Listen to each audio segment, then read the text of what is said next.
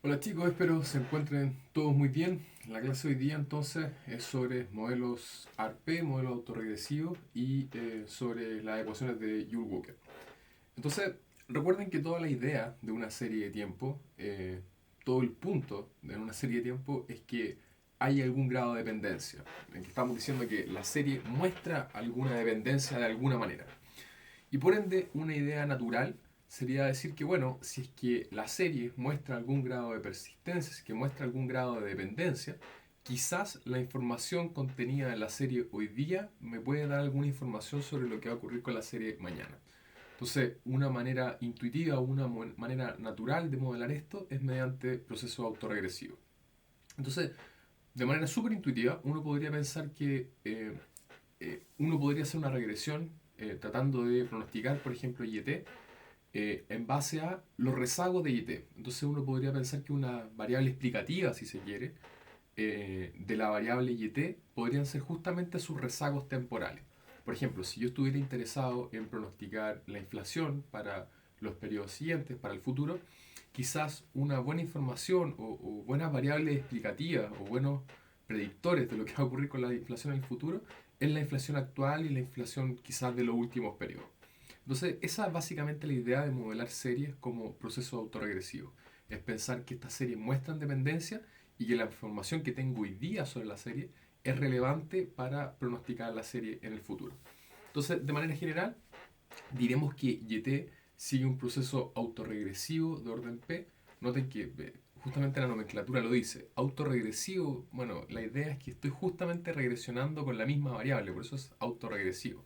Entonces, la única diferencia es que estas variables explicativas, si se quiere, están rezagadas en el tiempo, ¿ok? Pero estoy usando la misma serie. Fíjense que yo podría tener una única serie acá, inflación, tipo de cambio, retorno accionario.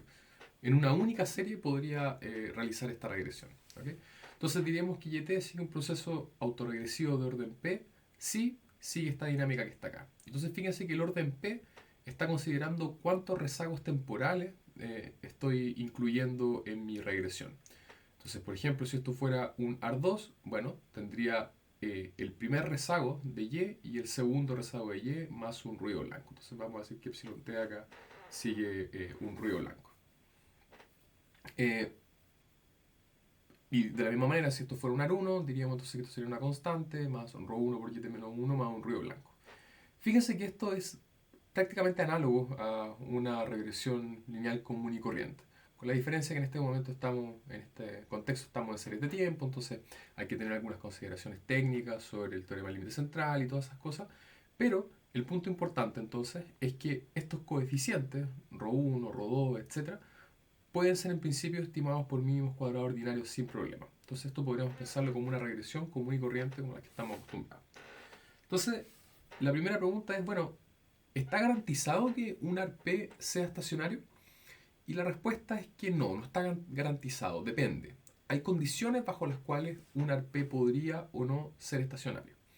Entonces, eventualmente un ARP podría ser estacionario, o podría tener raíz unitaria, o podría tener raíces explosivas.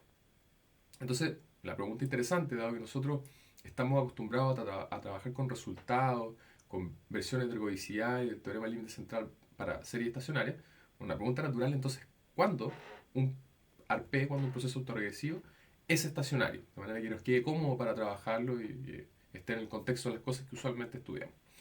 Entonces, diremos que un ARP es estacionario si y solo si las raíces del siguiente polinomio característico son en valor absoluto, tienen valor absoluto menor que 1. ¿Okay? Entonces, las soluciones para m en este polinomio, eh, todas deben ser en valor absoluto menores que 1.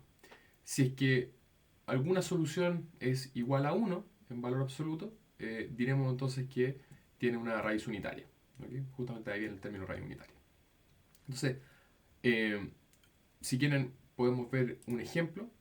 ¿Cómo quedarían entonces las condiciones para un AR1, tal que el AR1 sea estacionario? Entonces veamos.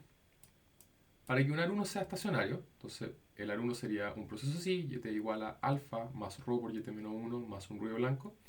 Entonces, lo que debería ocurrir para que el AR1 sea estacionario sería que las raíces del polinomio característico asociado a este ARP sean todas en valor absoluto menor que 1. Entonces en este caso fíjense que es bastante sencillo, esto nos queda m a la p, y en este caso p es 1, entonces nos queda m a la 1, menos ρ por m a la p menos 1, y dado que p era 1, esto es m a la 0, entonces esto es un 1, y esto nos queda que m es igual a ρ. Entonces las soluciones de este polinomio característico vienen dadas por m igual ρ. Y lo que necesitamos entonces es que m en valor absoluto sea menor que 1. Por tanto, cada vez que ρ en valor absoluto sea menor que 1, tendremos que el AR1 es estacionario. Entonces, como regla general para un AR1, cuando el valor absoluto de este coeficiente autorregresivo es menor que 1, entonces decimos que el proceso es estacionario. Cuando el valor absoluto de ρ es igual a 1, entonces decimos que tiene raíz unitaria, y si fuera mayor que 1, bueno, tendría una raíz explosiva. Ahora, un clásico ejemplo de un AR1 no estacionario, un AR1 con raíz unitaria, es el paseo aleatorio. Y esto lo vamos a mencionar porque tiene implicancias súper importantes, sobre todo en finanzas. Entonces, el ejemplo clásico de un AR1 con raíz unitaria es el paseo aleatorio o el random walk. Usualmente definimos el random walk como un proceso de este estilo. Entonces, fíjense que es exactamente igual a lo que vimos recién, solo que acá estamos asumiendo que ρ es exactamente igual a 1. ¿Okay? ¿Y por qué hago esta mención? Porque usualmente, o sea, no sé si usualmente, pero al menos es muy común modelar el logaritmo natural de los precios, de precio accionario, o el logaritmo natural de los tipos de cambio, o cosas de ese estilo, como un paseo aleatorio, como algo de este estilo. Y usualmente uno dice que este tipo de modelos son súper difíciles de vencer al momento de pronosticar. Entonces es típicamente uno de los benchmarks más comunes en la literatura financiera y económica. Ahora, bueno, veamos algunas cosas adicionales sobre estos modelos ARP. Entonces, ya conocemos las condiciones bajo las cuales un ARP puede ser estacionario. Debe cumplir entonces que las soluciones para m, las raíces de este polinomio, sean en valor absoluto menor que 1. Ya vimos entonces un ejemplo para un AR1. Ahora, déjenme introducir algo de notación. Eh, Vamos a llamar B a un backshift operator. Dependiendo de la literatura que usen, de los libros que usen, a veces se utiliza este operador de rezago como B, o a veces se utiliza como L. B es por backshift operator y L es por lag. ¿Okay? Entonces, este operador de rezago es simplemente para hacer álgebra en series de tiempo y tiene las siguientes propiedades. Cuando yo aplico este operador de rezago a una serie de tiempo, básicamente lo que estoy haciendo es rezagarla. Entonces, si yo tengo una serie XT, por ejemplo, y le aplico este backshift operator, o sea, en definitiva, comillas, lo multiplico por B, entonces eso es equivalente a tener XT-1. Entonces, lo único que hizo este backshift operator fue rezagar XT. Entonces, de la misma manera, si yo lo multiplico por, por B cuadrado, XT, esto es lo mismo, como ya vimos que es lo mismo que B por BXT, y ya acabamos de ver que aplicar este backshift operator a XT es lo mismo que XT-1, entonces esto es lo mismo, sería lo mismo que rezagar una vez XT-1, y por tanto esto es igual a XT-2. Entonces, en definitiva, haber aplicado este B cuadrado a XT es lo mismo que haberlo rezagado dos veces. Ahora, eso es importante porque en general en la notación para un ARP uno utiliza este operador de rezago. Entonces, por ejemplo, para el caso de un AR1, si tenemos un AR1 de esta manera, eh, uno podría escribir esto en términos de estos operadores de rezago. Entonces, fíjense que yo podría llevar este término completo hacia la izquierda, e inmediatamente, dado que tengo YT y YT, solo que la única diferencia es que este está rezagado en un tiempo, y yo podría factorizar por YT. Entonces, está bien, efectivamente, estas cosas están en tiempos distintos, entonces es algo que yo no debería poder factorizar, pero uno podría pensar en esto como un operador de rezago. Uno podría pensar que esto que está acá es YT, pero donde se le aplica este backshift operator, o sea, donde se le aplica B. Entonces, este YT-1, uno lo podría pensar como un B por YT, y entonces uno podría factorizar por YT, y esto queda multiplicado entonces 1 menos ρ1 por este operador de rezago. Ahora, para el caso general de un ARP, fíjense que en un ARP yo tendría entonces el ARP completo hasta YT menos P, más el ruido blanco.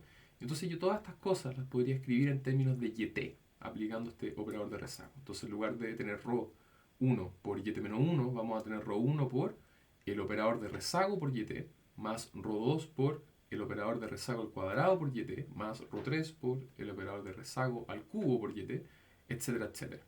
Entonces, en definitiva, si yo llevo todos esos YT con sus respectivos coeficientes al lado izquierdo de la ecuación, yo podría factorizar YT como 1 menos, y esta sumatoria entonces de 1 hasta P de los coeficientes autorregresivos multiplicados por este operador de rezago a la I. Y eso sería entonces igual a alfa más epsilon t.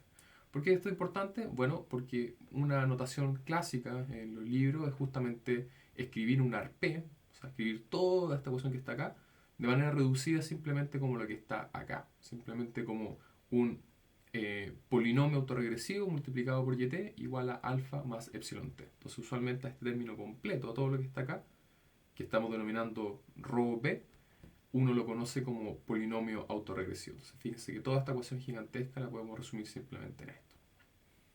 Ya. Ahora, veamos algunas propiedades interesantes en particular de un AR1. Entonces, supongamos tenemos un AR1 que cumple con el valor absoluto de ρ menor que 1. ¿Qué significa en un AR1 que el valor absoluto del coeficiente autorregresivo sea menor que 1? Bueno, como acabamos de ver, justamente ρ equivale a la solución del polinomio característico. Entonces, si es que el valor absoluto de ρ es menor que 1, eso significa entonces que este AR1 es estacionario. Entonces, ¿qué ocurrirá con el valor esperado de un AR1? ¿Cuánto será el valor esperado de un AR1? Entonces, de nuevo, fíjense que dado que nosotros acá estamos asumiendo que el valor absoluto de ρ es menor que 1, necesariamente entonces este proceso es estacionario. Y como es estacionario, ustedes saben que el valor esperado entonces no depende del tiempo. Por tanto, el valor esperado de YT debería ser igual al valor esperado de YT-1, e igual al valor esperado de YT-2, e igual al valor esperado de YT menos lo que sea. Entonces a eso lo vamos a llamar simplemente mu y, porque son iguales. Entonces fíjense que si yo aplico esperanza sobre este AR1, vamos a tener entonces la esperanza de YT igual a la esperanza de alfa, que es alfa, más ρ por la esperanza de YT-1, que también la vamos a llamar mu y, más el valor esperado del ruido blanco. O sea, y si llevamos entonces este término completo hacia la izquierda, vamos a tener esto que está acá. Vamos a tener entonces el valor esperado de Y menos ρ por el valor esperado de Y igual a alfa más el valor esperado del ruido blanco.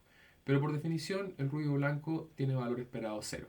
Por tanto, fíjense que el valor esperado de Y, o el valor esperado de un AR1, es igual al drift, es igual a la constante que tiene el proceso, dividido 1 menos ρ. Entonces fíjense que si el drift es 0, entonces el valor esperado del AR1 sería 0 también. Y fíjense también que esto efectivamente está definido para ρ menor que 1. Fíjense que si esto tuviera raíz unitaria, esta solución diverge. Y tampoco podríamos haber asumido que estos valores esperados eran iguales. ¿Qué pasaría en un AR2? Fíjense que esto es directamente extendible a un AR2. Uno podría pensar en un ρ1 YT-1 más ρ2 por YT-2. Si es que el proceso es estacionario, o sea, si es que efectivamente todas las raíces del polinomio característico asociado al AR2, o sea, las condiciones sobre ρ1 y ρ2 cumplen con ser estacionario, entonces uno podría aplicar el mismo argumento, la esperanza de YT sería igual a la esperanza de YT-1, igual a la esperanza de YT-2, uno podría factorizar, y finalmente el valor esperado quedaría de esta manera, donde de nuevo, para que el valor esperado fuera 0, tendría que pasar que alfa fuera igual a 0 para que el valor esperado sea 0. Ahora, ¿qué ocurrirá con la varianza de YT? Bueno, uno puede aplicar el mismo argumento. Dado que el valor absoluto de ρ es menor que 1, entonces la varianza tampoco debería depender del tiempo, y por ende la varianza de YT debería ser igual a la varianza de YT menos 1. Ahora, fíjense que nosotros determinamos que alfa es igual al valor esperado de Y multiplicado por 1 menos ρ. Por ende, yo podría escribir este proceso autorregresivo, que es YT igual a alfa más ρ YT menos 1 más epsilon t. Ahora, fíjense que si yo expando este término de acá, esto nos va a quedar mu y menos ρ por mu y. Entonces fíjense que acá yo podría factorizar por ρ, eso me quedaría YT menos 1 menos mu y. Y el mu y multiplicado por 1 podría pasarlo al otro lado y reescribir entonces y, pero en términos de sus desviaciones del valor esperado. ¿Okay? Entonces, YT menos el valor esperado en función de YT menos 1 menos su valor esperado. Ahora, fíjense lo siguiente. Yo acá podría hacer sucesivos reemplazos, infinitos reemplazos. Entonces, ¿cómo quedarían esos reemplazos? Fíjense que este es mi proceso, sería como el AR1 en diferencia respecto al valor esperado. Pero fíjense que este proceso que está acá también sigue un proceso AR1. Fíjense que esto es YT menos mu y, y esto que tengo acá es YT-1 menos muy y. Entonces este mismo proceso pero rezagado en un tiempo. Por ende, como también sigue un proceso AR1, YT-1 menos muy y debería ser igual a ρ por YT-2 menos muy y más un ruido blanco pero en el tiempo -1. Y con el mismo argumento, entonces, este YT-2 yo también podría escribirlo de manera autorregresiva. Entonces, YT-2 menos muy y debería ser igual a ρ por su primer rezago, entonces YT-3 menos muy y más el ruido blanco en ese respectivo tiempo, o sea, epsilon t menos 2. Entonces, fíjense que en todos estos términos va a ir apareciendo, eh, por ejemplo, fíjense entonces que este término completo, que este término que está acá, está multiplicado por ρ. Entonces fíjense que sucesivamente va a ir apareciendo, por ejemplo, acá un ρ al cuadrado por epsilon t menos 2, un ρ al cubo por epsilon t menos 3. Entonces fíjense que todo esto podría ir quedando entonces en función de los ruidos blancos. Entonces, si yo hago sucesivos reemplazos en esta expresión que está acá, para esta expresión que está acá, bueno, aparece ρ acá y después luego vuelve a aparecer ρ acá y vuelve a aparecer ρ acá y vuelve a aparecer ρ acá y todo aparece multiplicando estos ruidos blancos. Entonces, fíjense que yo podría reescribir toda esa ecuación como epsilon t más ρ por epsilon t menos 1, más ρ al cuadrado por epsilon t menos 2, más ρ al cubo por epsilon t menos 3, ρ a la cuarta por epsilon t menos 4. Y por ende yo lo podría escribir como una suma infinita de estos coeficientes autorregresivos de ρ a la i por estos ruidos blancos rezagados. Esto vamos a verlo más en detalle más adelante, pero se los comento desde ya para que más o menos se hagan una idea. Esto es lo que uno llama el teorema de representación de Wolf para el caso particular de un AR1. Fíjense que al final lo que hice acá fue simplemente escribir YT en términos exclusivamente de su valor esperado y de los coeficientes autorregresivos, pero exclusivamente mediante esta seguidilla de ruidos blancos, esta seguidilla de inobservables, si se quiere, o de shocks, no sé. Ya. Entonces, ¿por qué esto es importante? Fíjense entonces que YT efectivamente depende de epsilon t y de epsilon t menos 1, pero no depende de epsilon t más 1, por ejemplo. Entonces, ¿por qué esto es relevante? Fíjense que si yo quiero calcular la varianza de YT, bueno, para calcular la varianza de YT necesito calcular la varianza de todo esto. Fíjense que, bueno, esto es una constante, entonces la varianza de esto es igual a 0, pero me quedaría entonces la varianza de esta suma que está acá. Como el proceso es estacionario, la varianza de YT es igual a la varianza de YT menos 1, entonces en eso no hay problema. Y la varianza del ruido blanco, bueno, es sigma cuadrado epsilon. Pero la gran pregunta acá es, bueno, ¿pero cuánto es la covarianza entre YT menos 1 y epsilon t?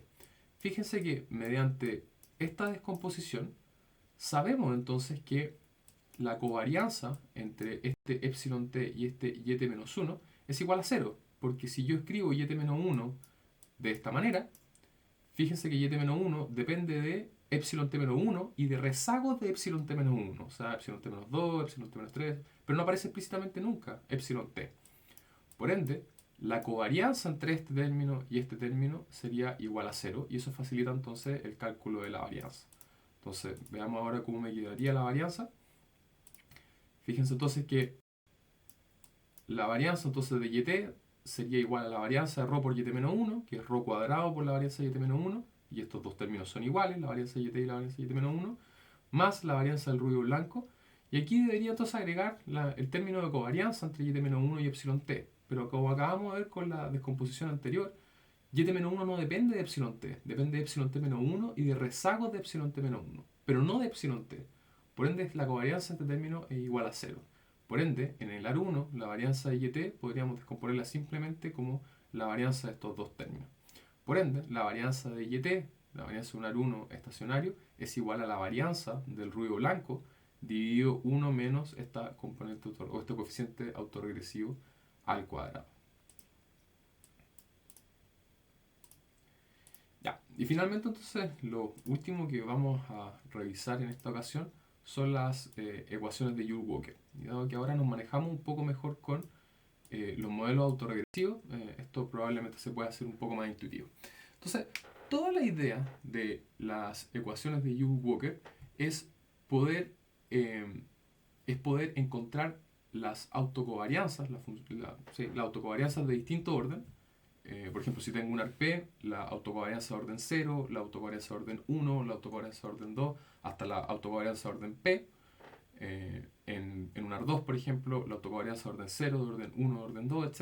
Entonces, es poder expresar todas esas funciones de autocovarianza solamente como función de estos coeficientes autorregresivos y de la varianza del ruido blanco.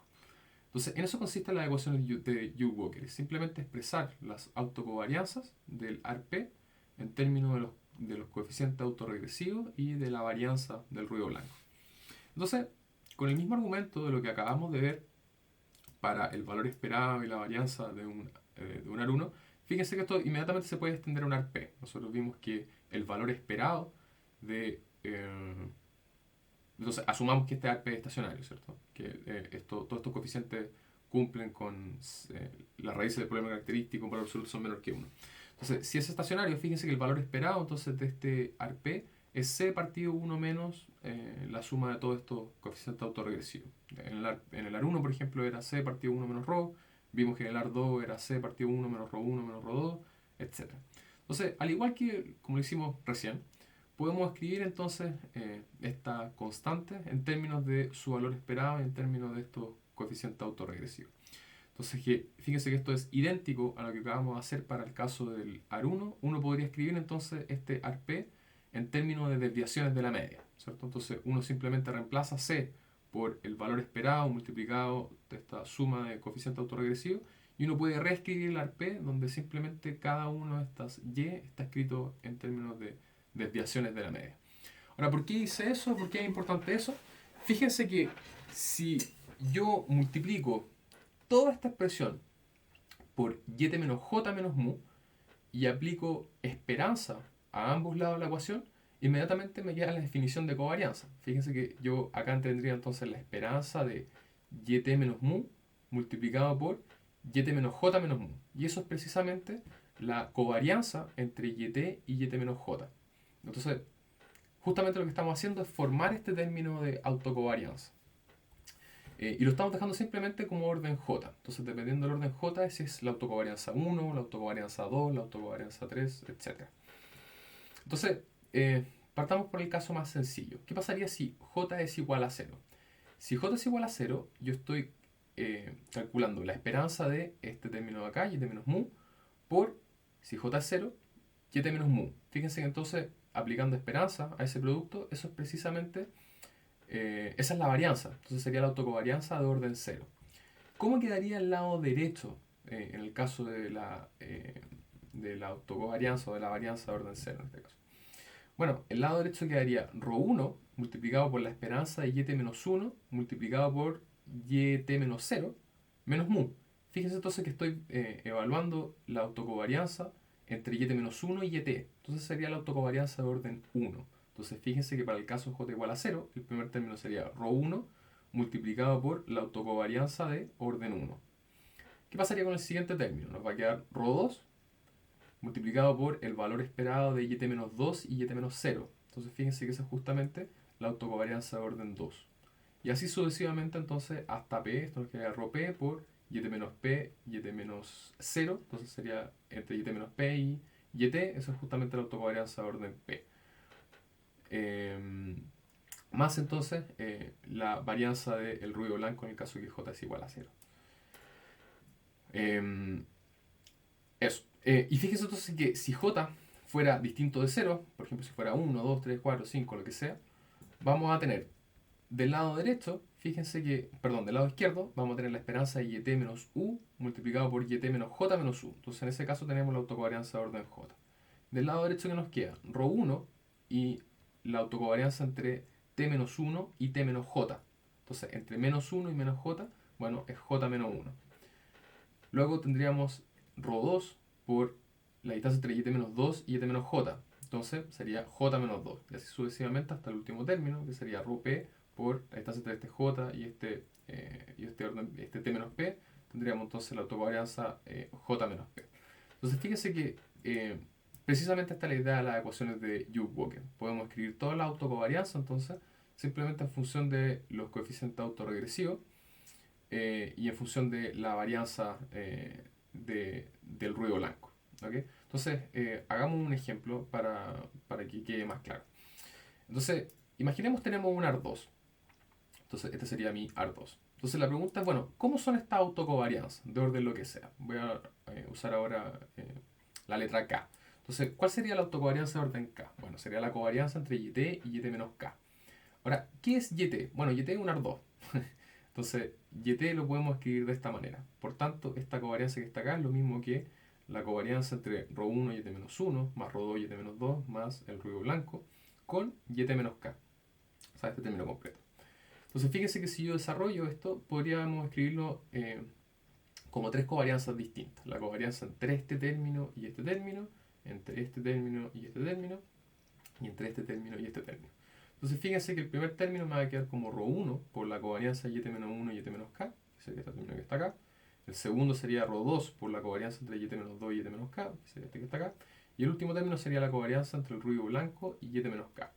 Entonces fíjense que por la descomposición que hicimos hace un rato para el AR1, ustedes ya tienen una intuición de cuánto vale esto. Fíjense que si K fuera 0, YT depende de epsilon t, y por tanto esta covarianza me quedaría como la covarianza entre epsilon t y epsilon t, que sería la varianza del ruido blanco. Entonces, si K es igual a 0, este término sobrevive y sería la varianza del ruido blanco. Pero si K es distinto de 0, por ejemplo si es 1, bueno, esto es YT-1, y como vieron recién, YT-1 depende del ruido blanco en T-1 y de rezagos del ruido blanco en T-1, o sea, epsilon T-2, epsilon T-3, pero no de epsilon T. Por tanto, cada vez que K sea distinto de 0, este término completo es igual a 0. Entonces uno podría pensarlo en dos casos distintos. Para el caso de la autocovarianza 0, entonces para el caso de K igual a 0, este término va a sobrevivir y va a ser sigma cuadrado. Pero para cualquier otra autocovarianza, o sea, la autocovarianza 1, 2, 3, 4, lo que sea, este término va a ser 0. Entonces veamos qué pasa en el caso K igual a 0.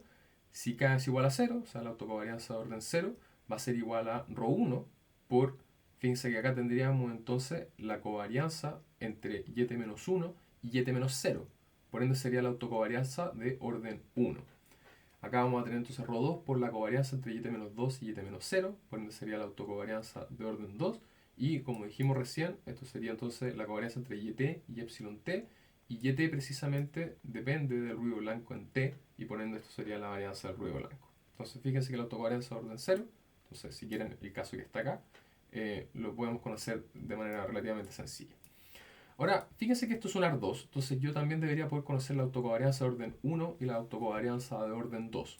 Entonces, ¿cómo quedaría el caso entonces para la autocovarianza de orden 1? Bueno, la autocovarianza de orden 1, o sea, acá gamma 1, sería entonces la covarianza entre YT y YT-1. Entonces, esto sería ρ1 por la covarianza entre YT-1 y YT-1. Por ende, fíjense que esto me quedaría ρ1 por la autocovarianza de orden 0, o sea, gamma 0 si quieren, más ρ2 por la covarianza de YT-2 y YT-1. Fíjense que la distancia intertemporal entre YT-2 y YT-1 es 1. Por ende, esta sería la autocovarianza de orden 1. ¿Y ahora qué pasaría para el caso K igual a 2? ¿Cuál sería la autocovarianza de orden 2? Bueno, sería la covarianza entre YT y YT-2. ¿Cuánto sería eso entonces? Sería ρ1 por la covarianza entre YT-1 y YT-2. Fíjense, la distancia intertemporal acá es de 1, entonces esta sería la autocovarianza de orden 1. Más ρ2 por la covarianza entre YT-2 y YT-2. O sea, sería la autocovarianza de orden 0. Entonces fíjense que ya tengo, en definitiva, tengo todas estas ecuaciones, ¿cierto? Para J igual, o para K igual 0, para K igual 1 y para K igual 2. Entonces, que es lo que tenemos precisamente acá. Entonces, está todo escrito en función de las autocovarianzas, de los ρ y de los sigma cuadrados. Pero lo que dijimos es que en las ecuaciones de Joule-Walker usualmente uno quiere escribir estas cosas, estas autocovarianzas, en función exclusivamente de los componentes autorregresivos, de los coeficientes autorregresivos y de la varianza del ruido blanco. Pero esto está como definido de manera cruzada entre la autocovarianza. Entonces me gustaría que esto quedara exclusivamente definido en base a estos coeficientes autorregresivos y esta varianza, no que me quedaran acá dando vuelta a la autocovarianza. Entonces fíjense que esto podríamos despejarlo de manera relativamente sencilla. Entonces, primero calculemos las autocorrelaciones. Dado que conocemos la autocovarianza y la varianza, podemos conocer de manera relativamente sencilla las autocorrelaciones. Entonces fíjense que para conocer las autocorrelaciones basta con que dividamos por la autocovarianza de orden 0, la varianza. Entonces fíjense que la autocovarianza de orden 1 dividido por la varianza, o la autocovarianza de orden 0, es precisamente la autocorrelación de orden 1. Entonces, si tomamos esta ecuación para la autocovarianza de orden 1, bueno, y dividido por la autocovarianza de orden 0, el primer término va a ser la autocorrelación de orden 1. Este término se me va a cancelar y me va a quedar solamente ρ1 más ρ2 por la autocorrelación de orden 1. Vamos a tener la autocovarianza de orden 1 dividido la autocovarianza de orden 0.